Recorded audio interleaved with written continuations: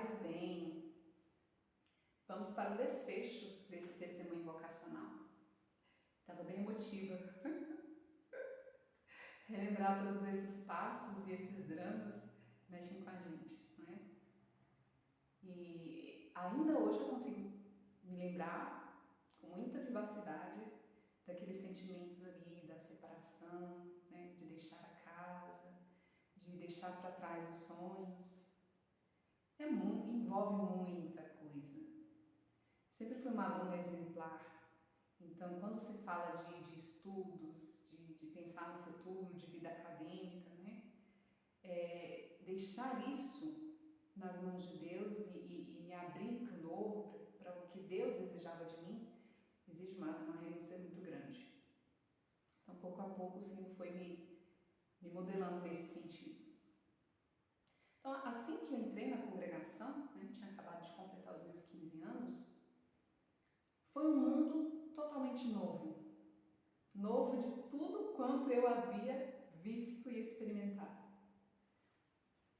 A vida comunitária, nossa, ter irmãs, ter colegas de turma, isso sempre encheu os meus olhos. Então, foi assim, o período da adaptação, ele é, de fato, bem difícil, né?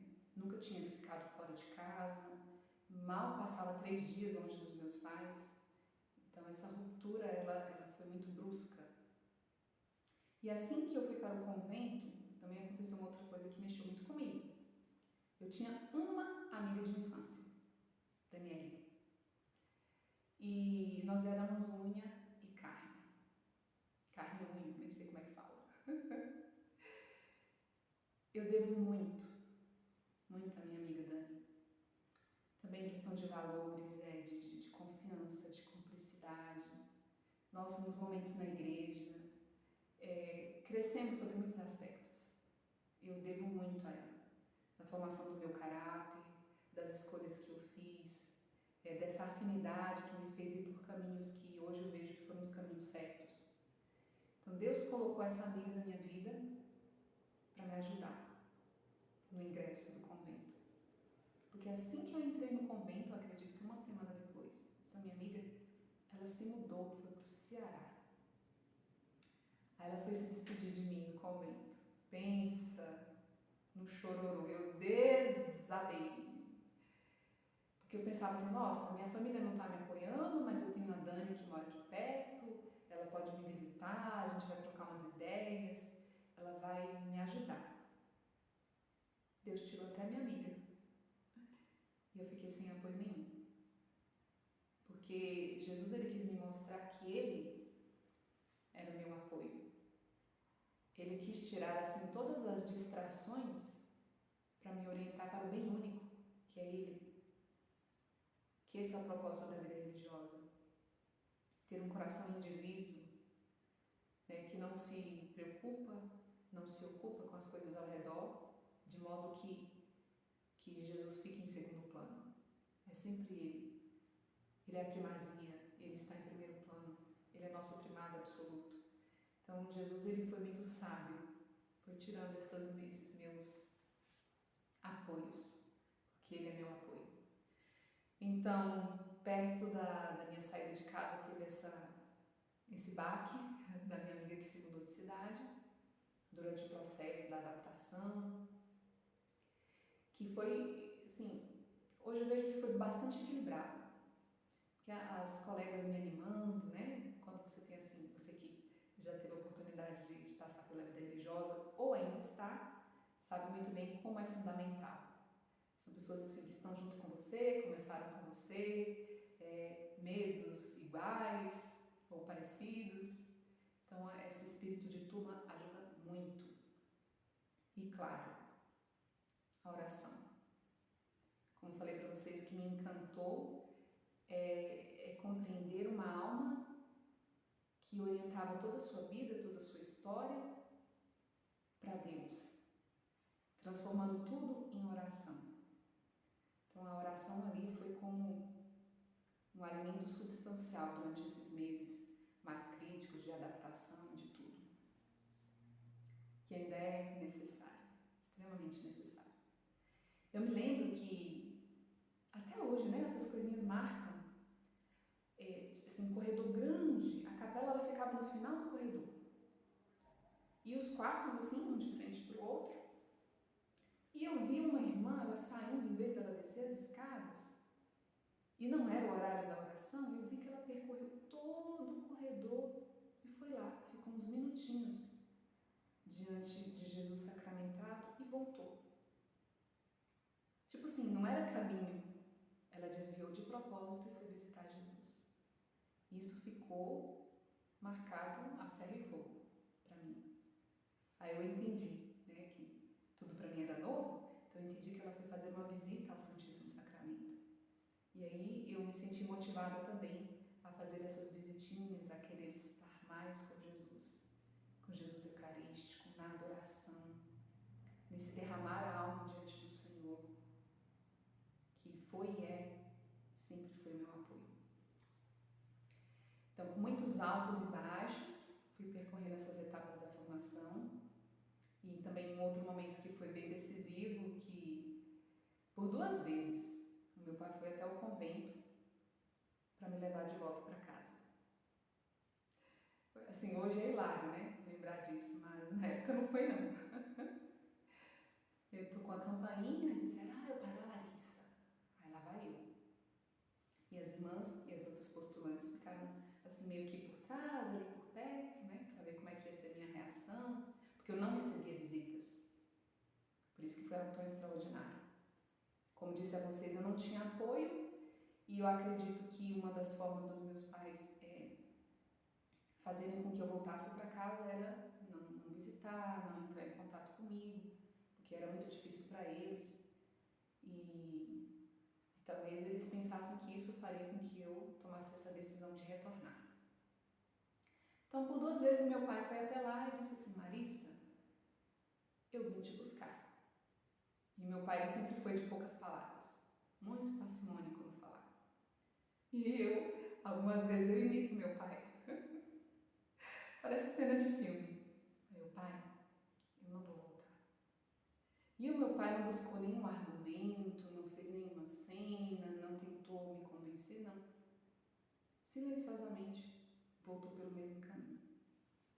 Aí quando eu retornei, as irmãs, Larissa do céu, você deu conta, você vai ficar. Por 2 vezes foi assim. Depois eu descobri que os meus pais iam contratar um advogado para me tirar do convento, porque eu tinha menos de 18 anos. Mas algumas pessoas mais próximas nos dissuadiram, porque disseram que ia ter muito desgaste emocional e que não ia valer a pena. Se fosse para voltar, que fosse por mim mesma. Então foram esses momentos assim mais, emocionantes da minha história vocacional. E como sempre, o Senhor me mostrando o que eu deveria fazer. Não foi orgulho, não foi eu batendo no pé, não foi eu fazendo birra, dizendo daqui ninguém me tira. Não foi isso. Era eu convicta de que o Senhor me chamava para algo mais, que eu tinha essa responsabilidade de corresponder a esse chamado e que Ele me encorajava a permanecer firme. Porque assim, depois que meu pai foi, eu entrei pro quarto e chorei horrores. Chorei horrores porque essa sensibilidade que eu tenho, ela me atinge de uma forma diferenciada. Não é somente o que está dentro de mim que me afeta. É a soma do que está em mim, do que afeta o meu pai, do que afeta minha mãe. Eu sabendo que minha mãe estava sofrendo muito, ela começou a ficar bem depressiva por causa da minha ausência, por essa falta de compreensão. Então, eu vivendo uma nova vida que eu estava amando, mas ao mesmo tempo eu sofrendo porque via os meus entes queridos sofrerem. Aí eu olhava para Cristo. Eu não olhava para mim, eu olhava para Cristo. Não tinha nenhuma explicação e nenhum outro motivo para permanecer na vida religiosa se não fosse por causa dele. E me alimentava da palavra, da Eucaristia, da direção espiritual, da confissão, me apoiando ali, me alicerçando.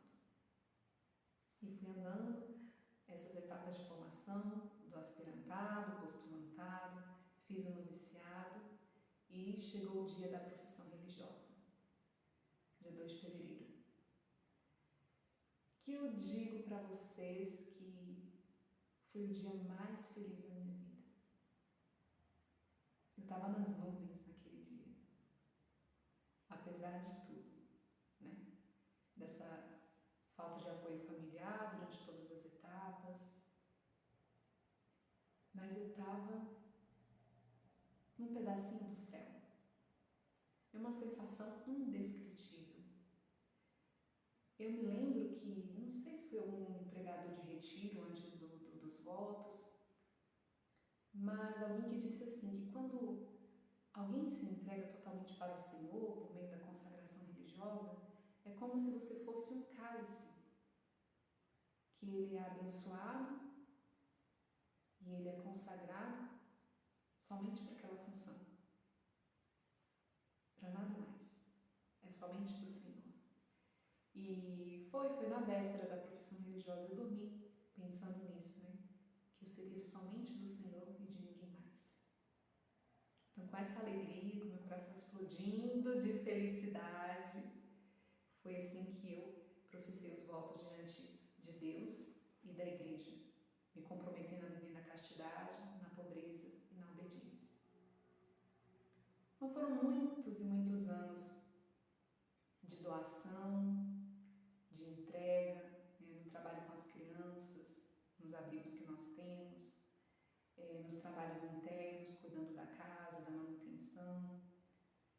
Em tudo eu me sentia muito feliz, muito realizada, me esforçando por fazer tudo com muito carinho, dando o meu melhor. E posteriormente tive a oportunidade de estudar, de cursar teologia e de colaborar um pouco mais com a igreja nessa área que é da formação, da evangelização, ajudando as pessoas a se encantarem com Jesus, assim como um dia eu me encantei. E eu vejo que essa é uma vocação dentro da vocação. Eu vejo dentro de mim algo ainda muito forte de tentar levar as pessoas a perceberem a sua melhor versão, a verem que muitas vezes essas pessoas são muito mais do que aquilo que elas mesmas conseguem enxergar. Sabe? De orientar um jovem, uma jovem a olhar para dentro de si mesmo e se deslumbrar com essa beleza que está dentro do seu próprio coração. Eu vejo que é para isso também que o Senhor me chama. E é isso que eu estou cada dia me esforçando para realizar. Então esse é um pouquinho da minha história. Essa é um pouquinho da minha história. Espero que eu possa deixar como legado, né? Algum dia alguém vai escutar, vai perceber essas mesmas inquietações, vai cogitar, vai ponderar, vai rezar e quem sabe? Quem sabe? Não é mérito meu, foi o Senhor que me chamou. E a cada dia eu me esforço para renovar esse sim. Cada dia. Porque a vocação é assim, ela precisa ser renovada, revigorada. Porque senão não faz sentido. E cada dia acordar e falar, por que eu acordo tão cedo? Por que eu adiro a essa rotina que parece tão tediosa para o mundo? Se não for por causa do amor, se não for por causa de Cristo, se não for por causa da Virgem Maria, não faz sentido. E a cada dia eu busco preencher a minha vida de mais sentido. Fiquem com Deus e com a Virgem Maria. E até a próxima.